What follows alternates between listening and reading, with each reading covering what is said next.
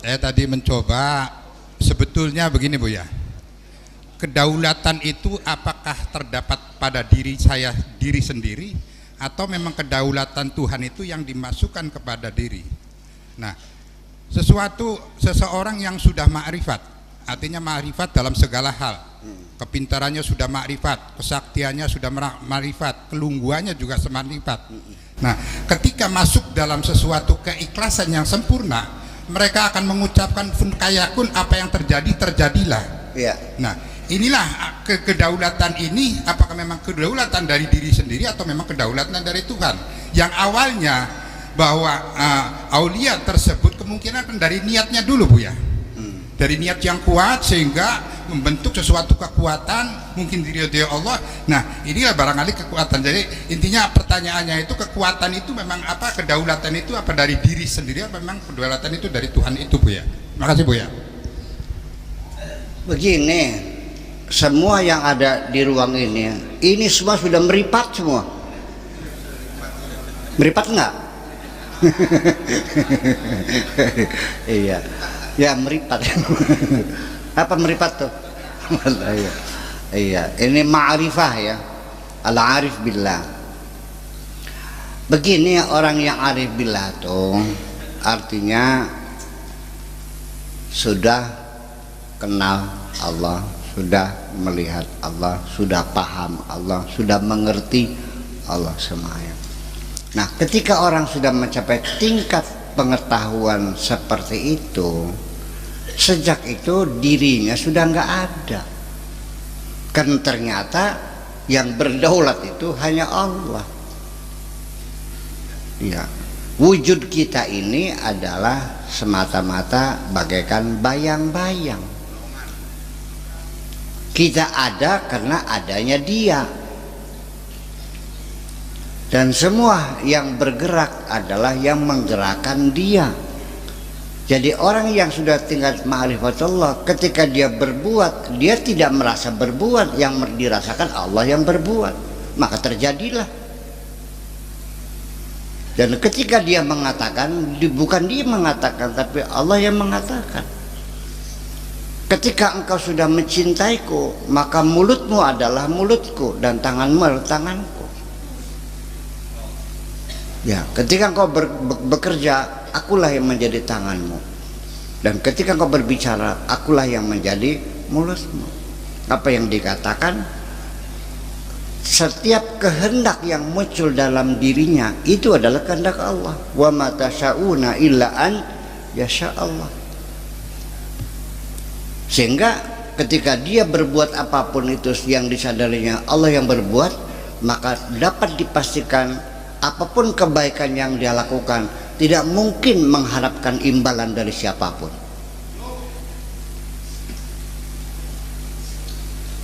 Anda membangun rumah, setelah jadi, kepada siapa Anda berterima kasih? Betul nggak? Karena kembali pada diri. Selesai. Nah, jadi ini bukan fatalisme ya. Ini untuk kondisi seseorang tertentu yang sudah mencapai tingkat fana. Jadi lalu apa yang dilakukan? Ya sudah, tidak ada harapan apapun. Niat juga nggak tahu niat apa yang diniatin. Ya kan? Doanya gimana? Ya berdoa pada siapa? Wahai diriku, berikanlah aku rumah yang gimana lagi? Masa wahai diriku? Ya, karena itu sudah nggak ada, bahwa diri sudah tidak ada. Dari mana cirinya orang tidak ada? Coba kita hina orang itu sehina-hinanya, dia marah nggak? Ketika dia dalam keadaan susah sampai tidak bisa makan apapun, berkeluh kesah nggak? Ketika dia jatuh sakit, mengerang kesakitan enggak? Enggak. Dia ada enggak? Enggak ada. Itulah fana. Jadi sudah tidak ada penderitaan, sudah tidak ingin apa-apa. Semuanya dia hanya bergerak sesuai dengan kehendak Allah saja. Nah ini ukurannya mungkin banyak orang tidak mengerti ya kondisi semacam itu. Tapi kalau Anda mau niat belajar mah enggak, ada jalannya kan gitu.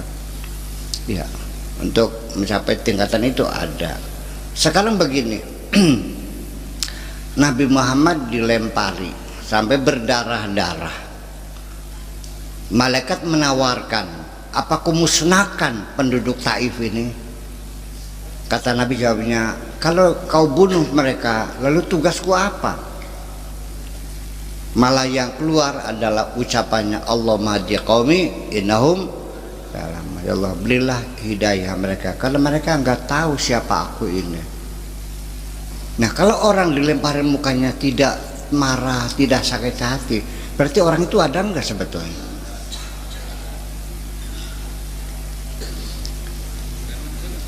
Sulaiman ada. Nah itulah.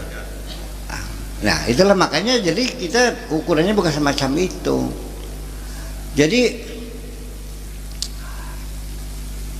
begini aja lah. Kita ini itu kan teori ya. Sekarang saya ingin menjelaskan dengan bahasa realita di lapangan, di mana keterlibatan dirimu dalam hidupmu. Coba jelaskan di mana keterlibatanmu dalam dirimu. Realita di lapangan kamu terima beres semua. Tinggal duduk manis, rambut panjang sendiri, darah mengalir sendiri, jantung berdegup sendiri, paru-paru kembang kempis sendiri, ampasnya keluar sendiri, keringat sendiri, tidur ya tidur sendiri, bangun-bangun sendiri. Di mana keterlibatanmu? Dari mulai kau lahir juga kamu tidak dilibatkan kok. Sampai kematianmu juga tidak dilibatkan. Semuanya kepastian Allah semuanya. Sadar nggak begitu? Atau bisa milih? Pak Dede lahirnya di mana? Di mana? Di Purwakarta, Cikampek. Pilihan siapa? Ibunya siapa? Pilihan siapa? Hari apa? Tanggal berapa? Bulan apa? Tahun apa? Jenis kelaminnya? Terlibat. Kalau memang Anda ingin diberi peran penting dalam hidup, sudah ini satu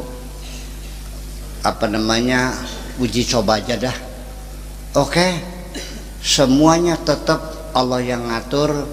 Tugasmu panjangkan rambutmu, rambut kepala, nggak usah ketek dah, kepala aja. Ketika kita diberi tugas memanjangkan rambutmu, menurut kepala, seumur hidup engkau tidak akan bisa bekerja apa-apa. Untuk memanjangkan rambutmu, tiap hari ngedudut-dudut rambut, itu pun tidak akan sempurna kok. Pertanyaan saya, Anda ingin bersusah payah apa enak duduk manis? Tinggal duduk manis setiap malam menyanyikan lagu cinta. Apakah ya Rabbana zalamna anfusana, ataupun lagu-lagu mars kesukaan Allah, subhanallah walhamdulillah wala ilallah. Lalu setiap Allah memerintahkan, semuanya fasilitasnya sudah dilengkapi kok. Lalu minta apa lagi? Jadi sebenarnya Anda ingin apa sih?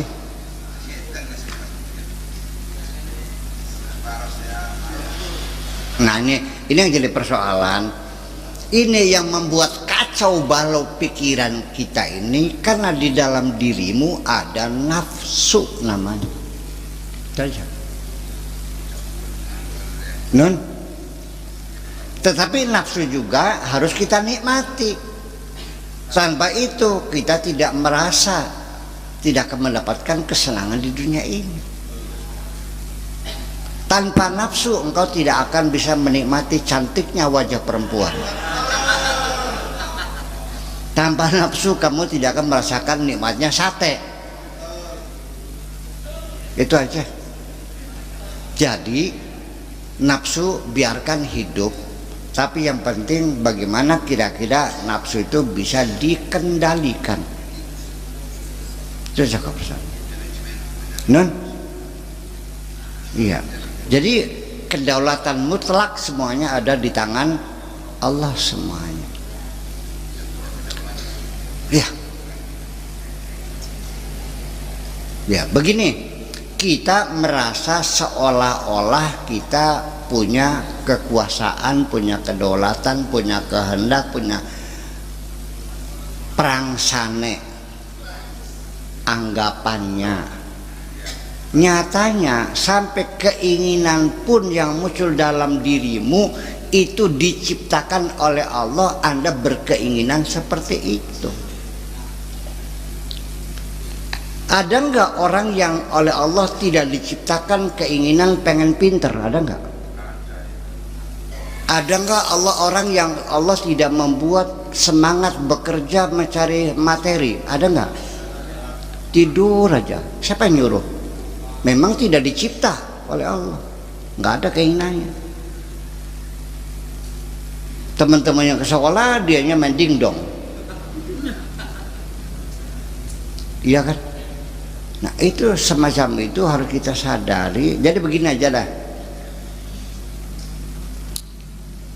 supir kereta listrik, sementara dia yakin diinjak gas kecepatan melaju, injek rem berhenti, kan begitu.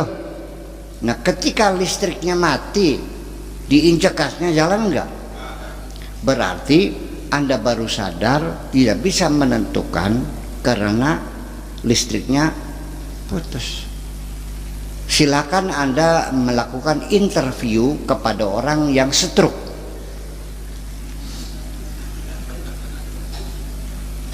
Saya bertanya Pak orang stroke, dulu Anda mengancam memukulin saya, sekarang saya datang, silahkan sok pukuli saya sekenyang kamu.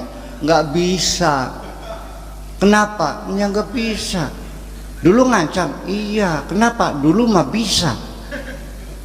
Sekarangnya bisa nggak? Enggak. Jadi aslinya kamu bisa atau tidak? Aslinya kamu tidak bisa. Non, Anda sekarang ngerasa bisa pipis enggak? Bisa buang air besar enggak? Tanya di rumah sakit orang yang disobek perutnya lewat plastik, kenapa Anda tidak bisa buang air besar? Karena tidak bisa. Jadi yang aslinya karena bisa apa karena tidak bisa? Tidak bisa. Jadi ini kata la haula wala quwata ini murni betul aslinya memang begitu. Nah ketika diberi kebisaan, kamunya beranggap seperti bisa sendiri. Itu aja persoalan. Paham aja? Ketika dikasih kemampuan, Anda merasakan mampu sendiri. Ketika dicabut lagi, baru tersadar kita tidak punya kemampuan apa-apa. Dan biasanya kesadaran semacam itu tuh spiritual itu datangnya adalah pada saat kita terjepit dalam kehidupan. Ya, yuk kita ke Astana Gunung Jati. Di sana orang-orang yang ibadahnya luar biasa. Setiap hari sholatnya 17 waktu. Sehari-hari baca Quran saja. Sujud lagi, baca Quran, sujud lagi sambil puasa, sambil nangis. Hebat enggak? Karena utangnya 4 miliar belum bayar. Kalau memang dengan cara semacam itu baru Anda mendekatkan diri kepada Allah, saya doakan. Mudah-mudahan Anda punya utang 4 miliar. Apa perlu didoakan? Ya nggak usah dong. Ya kan? Ya kita saja harus menyadari sejak awal pelajaran orang lain kita manfaatkan, tidak perlu Anda harus mengalaminya sendiri. Enakan begitu? Gimana Mang Im? Mau nanya? Ada lagi ya? Sulaiman nanya lagi? Oh enggak.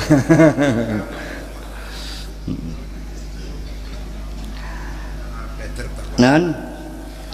Ya, iya. Udah jam 1 sekarang. Jadi begitulah kira-kira, bahwa ternyata pada akhirnya kita begini. Percaya enggak? Asal Anda menyadari saja bahwa dunia ini adalah salah satu terminal yang sedang Anda jalani, dan nanti kita akan berjalan lagi dan masuk ke terminal yang lain. Suatu ketika saya tidak akan melihat Anda lagi di dunia ini, nggak tahu kemana tuh perginya. Pak Dede juga suatu ketika menghilang dari dunia ini. Trayona juga sama kan? Gantian dong, kalau nggak sesak dunia nantinya. Dan ini kontrak kita dengan Tuhan tuh tidak lama kok, sebentar, dan semakin berakhir, dan kita akan kembali. Suka tidak suka, kita akan kembali. Nah, nanti yang jadi pertanyaan, nggak usah sampai tingkat fana lah, ya kan? Asal datang kerinduan, pengen pulang saja. Pernah muncul enggak?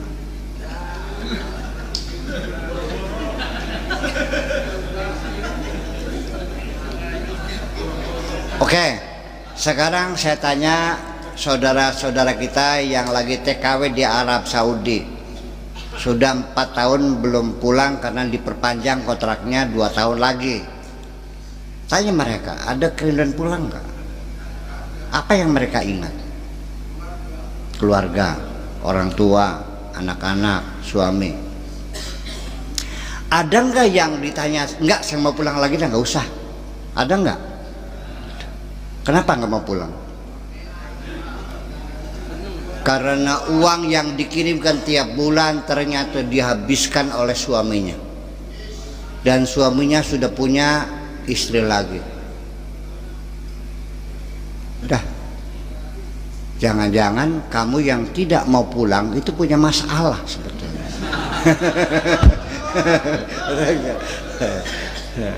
Nah, insya Allah nanti Senin depan kita bedah masalah itu apa sebetulnya. Setuju? Iya. Assalamualaikum.